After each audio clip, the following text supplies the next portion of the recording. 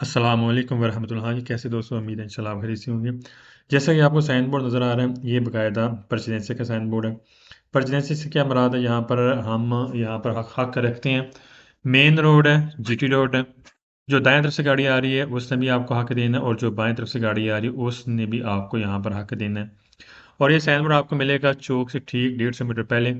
यहाँ पर आप हक रखते हैं, और दाएं वाली गाड़ी ने भी आपको हक देना है और बाएं वाली गाड़ी ने भी आपको हक देना है। और ये मजीद हम इसके मतलब का हम आगे देखते हैं। यहाँ पर आपको दरीक तो परचेजेंसी का साइन बोर्ड आपको मिल सकता है, यहाँ यानी कि यहाँ पर आप सीधा हक रखते हैं, यहाँ पर आपका हक है। अब यहाँ पर देखें, एक चीज़ लाजमी नोट करनी है। जब ट्रैफिक पुलिस वाला दरमियान में आएगा चौक पे, तो जो आपका जो हक है ना यहाँ पर आप जाने के लिए, यहाँ पर आपका हक नहीं होगा जब अगर ट्रैफिक पुलिस वाला कहता है हाँ जी आप गाड़ी रोक लें, तो लिहाजा यहाँ पर हमने गाड़ी रोकनी है और दूसरी गाड़ी को हक देना है। क्योंकि जो आपकी जो वैल्यू होगी ना, जो हक वाली, वो यहाँ पर ज़ाया हो जाएगी, क्योंकि ट्रैफिक पुलिस वालों ने जो कहना है वो हमने बात माननी है। अब यहाँ पर देखें, सेम वही चीज़ है, लेकिन यहाँ पर जो राइट साइड से गाड़ी आ रही है उसने आपको हक देना है, और यहाँ पर आप सीधा हक रखते हैं, आप जा सकते हैं यहाँ पर। अब यहाँ पर देखें, यहाँ पर भी आपको डिलीट और परचेजेंस वाला साइन बोर्ड आपको यहाँ पर मिल सकते हैं, यानी कि आप सीधा हक यहाँ पर रखते हैं, आपका हक यहाँ पर मौजूद है।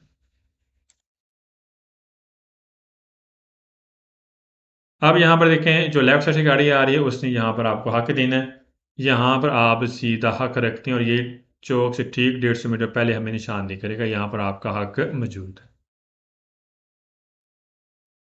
अब यहाँ पर थोड़ा डिफरेंट है। अब आप मेन जीटी रोड पे हैं, यहाँ मोटरवे पे हैं, तो आपको ये साइन बोर्ड मिलेगा मोटरवे पे, यहाँ पर आपका हक है। जो राइट साइड से गाड़ी आ रही है उसने आपको हक देना है, यहाँ पर आप साइन बोर्ड मिला हुआ हक का। जो राइट साइड से गाड़ी आएगी, ये ट्रैक कौन सा है, कुर्सी दी एच ने। और जब भी आप देखेंगे कुर्सी दी एच ने राइट साइड से हैं, ये साइन बोर्ड हम इस चीज़ को पहले मेंशन कर देगा। तो लिहाजा जो राइट साइड से गाड़ी आ रही है उसने आपको यहाँ पर हक देना है, वो कुर्सी दी एच ने। कोर्सियर या एचएलएससी होने के जरिए जो भी गाड़ी एंट्री करेगी उसने आपको हक देना, क्योंकि आप मेन रोड पे यानी कि मोटरवे पे हैं, या मेन जीटी रोड पे हैं। अब यहाँ यहाँ पर सेम वही कंसेप्ट है, लेकिन यहाँ पर जो लेफ्ट साइड से गाड़ी आ रही है, ये कोर्सियर एचएलएससी होने हैं, इन्होंने आपको हक देना है, क्योंकि आप मोटरवे पे हैं या मेन जीटी रोड पे हैं।